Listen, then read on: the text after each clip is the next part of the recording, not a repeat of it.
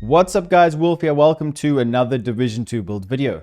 In today's video, I'm going to showcase to you guys my best tank support build for TU16. If you want to play in Manning National Zoo or Tidal Basin, the new legendary mission types, you're going to need something to help your team survive. This build is going to be perfect for that. It's good for any kind of PvE content in the game, really. It works really well. We've got a lot of armor. We are very tanky. We have huge amounts of survivability ourselves with repair skills for our shield. We have lots of armor regeneration. We can survive explosions coming from everywhere in legendary missions, which, as you know, is quite a problem. We also give our teammates so much armor all the time. This is extremely powerful, and I'm really happy to bring you guys this video. This is going to be a bit different though, because I have got a live stream where I showcase this build. We did struggle. We didn't have the right synergy in our team, but it's the perfect time for me to show you how strong this build is, to be able to res all of my teammates in a tight area in the end of the Tidal Basin. So check out the VOD from my Twitch. I will link it down below if you guys want to see full in-depth gameplay. Hopefully you do enjoy it, and let me know what you think of the build. You will be able to see how powerful it truly is. So with this setup, we want to make sure that we can survive everything that the game has to throw at us. Explosions with explosive resistance. Our shield needs to be tanky enough, not only just to give our teammates armor, but to survive any kind of damage from the NPCs in the game. And you guys know in legendary missions, there is a lot of damage. So we need to have some sort of repair skills with the Artificer Hive. That increases the healing from the Artificer Hive to our shield to regen our shield. Also, the Liberty Pistol heals our shield as well, and we can hit over 1 million damage to the head and around about 700 to 800k to the body, which is really good considering we've gone for all survivability. So I've tried to balance this out to try and have some explosive resistance, hazard protection, repair skills, everything like that. I want to make sure I give as much armor as possible to my teammates. So let's take a look at the setup. With this build, we have got the Foundry Bulwark. It is just the best set to use, not just for my team, but for myself, because as a tank player, you also need to survive to be able to support your teammates. And if you guys did not know, Foundry Bulwark is great for this. It's arguably one of the best. It's like a God mode build, arguably one of the best builds in the game. So the two-piece is 10% total armor, 1% regen, and 50% shield health. Makeshift repairs. Whenever you or your shield take damage, 20% of that amount is repaired to both over 15 seconds. So this is going to be more for us to survive. So we are going to be getting healed, and this is a lot of healing. Our shield and our armor will be healed really well, consistently over the course of taking damage, which is just perfect. So then we can, it'll give us more chances to proc the chest piece and the backpack talent. So the chest piece talent is Vanguard, perfect Vanguard, the Pointman chest piece, guys. Make sure to go farm this, countdown, Healer Guard. You'll be able to get this pretty quick. So we've got perfect Vanguard. Deploying a shield makes it invulnerable, so you're immune to damage for 5 seconds. That's not the reason why we're using this. Grants 50% of your armor as bonus armor to all allies. That's if you're in a raid, if you're in countdown, in a mission, all your teammates get it. And all other allies for 20 seconds. You only have the armor down, the bonus armor down for 5 seconds. So what happens is, guys, that cooldown, it doesn't start from when the bonus armor goes off of your team. It only starts when you proc it. So your teammates have the bonus armor for 20 seconds. And then once it runs out after the 20th second, you only have to wait 5 seconds for it to come back. So you only ever have 5 seconds every 20 seconds where they don't have it. So a lot of the time, most of the time, your teammates will have all of that juicy bonus armor. So this is something we need to take into consideration, the 50% bonus armor. So we need to make ourselves tanky. All blues, we have got 2.1, 2.2 million armor, depending on how you spec or you optimize this build.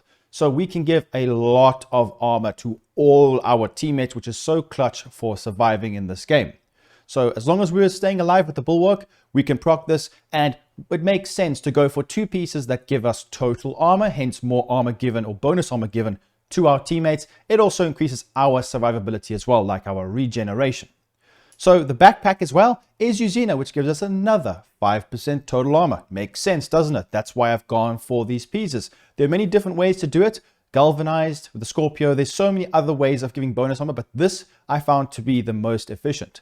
Also, we have got with this Uzina bag Protector. When your shield is damaged, you gain 5% bonus armor, and all other allies gain 15% of your armor as bonus armor for 3 seconds. Cooldown is 3 seconds. This works really well. This, because remember, 15% is still a lot, and our teammates will thank you for it. Your teammates will love you for it, because this gives them a lot of armor on top of the Vanguard. So this helps when the Vanguard's down for those 5 seconds. So I really do recommend this. It's not the most overpowered backpack talent, but I think this goes with the whole idea of this build. So Protector is really good. It works well. So when you look at this build as a whole, you say to yourself, well, we're going to be giving lots of armor. We can survive. Our shield never dies. We have got some explosive resistance. Now, I tried to balance out how much we need, because repair skills, hazard protection, explosive resistance, armor regeneration. How much do you want to spec into your build? That is up to you, and that is up to your playstyle. So for me, as you guys can see, we'll take a quick look at this. So armor regen is 25k. Don't worry, your shield and your armor will go up. So I wouldn't spec too much into the attribute-based armor regen, because it's not as beneficial as like a percentage-based off of a piece. So I wouldn't spec too much at all into regen, to be honest, unless you wanted to put percentage-based ones. It's up to you.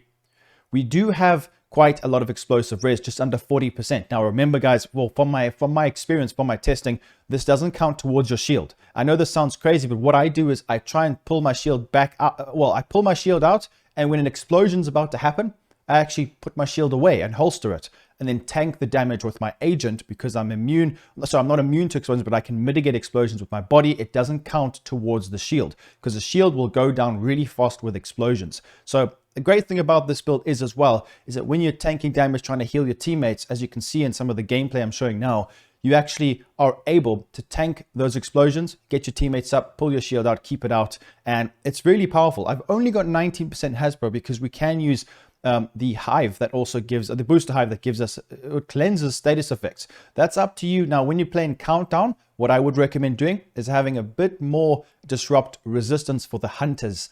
That is the only thing that I can say, is you need to go for disrupt resistance.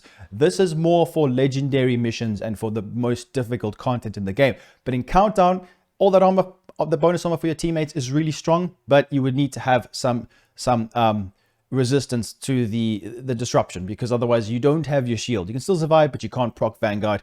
It's a bit of an issue. Right, Specialization, Technician, extra skill tier, simple, more damage to skill proxies. Make sure pistol damage is activated. Now, it's up to you what weapons you want to be using. I've got the Kingbreaker, just to have that extra damage. I mean, you can still hit decently hard, I guess. It's not really, that's not your role. The Mop, I put it on in case I need to get armor back really quick, if I need to finish off an NPC. There are many different weapons you can use that could help your teammates further. It's up to you to go for that, but you're going to primarily be using the Liberty, which is really good. Hits grant 2% weapon damage, stacks up to 30 to the body, guys, around about 800k a shot, which is really good. 500,000 generally when you're non-crit. It's somewhere around there, which is pretty decent.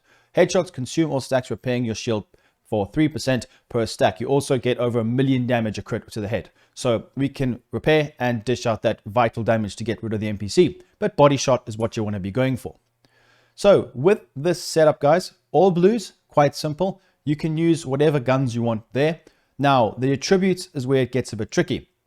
If you're not familiar with the Artificer Hive from the Technician Specialization, it actually heals your shield. That's the whole point. You don't have to drop it down. You can make use of Faraday Field so you're not shocked or disrupted. So Faraday Field is very strong. Just put the shield down next to you within a few meters and it will protect you and your teammates. But the Hive repair skills, speccing into it, means it heals your shield better. It's up to you how much repair skills you want. As you can see, my mask, we have got repair skills modification, the chest, repair skills modification, and the bag repair skills, because I wanted to try and get more healing, because we need the chest piece and the bag to give us armor. Therefore, that you know, it goes towards bonus armor to our teammate. It scales off of how much armor we have. That's why we've gone for this. So just make sure you guys do decide how much repair skills you want. I would recommend no less than 60%, because the way that it scales with how much health it does have because of the bulwark, it is quite difficult to heal it. As you can see, we have got just under 14,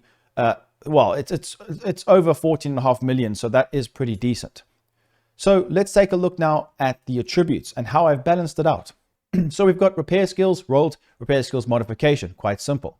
Now, the more you optimize this build with the proficiencies or the expertise system, you can reach around about 2.2 million easily. I think actually if you max this bag, my bag isn't fully maxed out, just keep that in mind. Then the rest of the bulwark pieces, the gloves, I've gone for explosive resistance, which I think is quite important. This is up to you. It depends on what mission you're going to be doing. Try and find bulwark pieces where you can actually reroll the attribute itself, like I've got here. I've got repair skills because I felt like my shield wasn't regenerating well enough. The knee pads as well, explosive resistance. It's up to you. The chest piece with perfect vanguard, we have gone for a repair skills more, like I said, explosive resistance and repair skills. The hazard protection is important for countdown. Remember, for the disruption. So just keep that in mind, guys. The hunters are quite tricky, but all you would do instead of explosive res for countdown, I would go for hazard protection and then disrupt resistance modifications. Just try get it to at least 60%, 70%. You should have no problem with that then.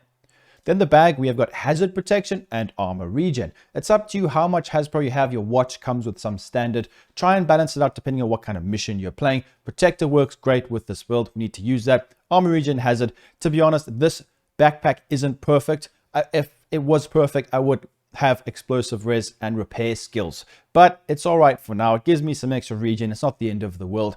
I need to optimize the build. As you can see, I will be able to upgrade it, but it might be tricky to get the right bag because you'll need one you can roll a blue or that has got those attributes already rolled with protector. So it might be quite tricky farming the bag because the chest piece is not that difficult to get, especially the amount of named items you get from the countdown game mode.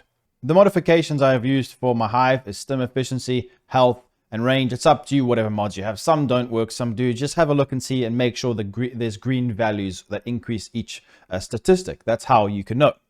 Then with shield, it's just going to be shield health. I think is good. The damage bonus doesn't work for this, so I would go for something like holstered or active regeneration, but just try and go for health for this kind of setup. So this build works exceptionally well, guys. Honestly, this is what I use to support my teammates. Lots of bonus armor. You can survive any kind of fight. Even playing solo, we can survive anything the NPCs can throw at us. You'll just never die. You can continuously live. So if you guys want to go see gameplay, go and watch my Twitch VOD. I will link it in the description. You can see towards the beginning, I do use it in a couple of ways. I'm sure you will see how strong it is. And if you do go watch it, please make sure to leave a comment down below and let me know what you think of this build, guys. Do you use it, or do you have a similar kind of setup? How have you spec'd it to suit your playstyle? I'm interested in all of that. So please, guys, make sure you also leave a like and subscribe. And I will see you in the next video. Peace out, guys.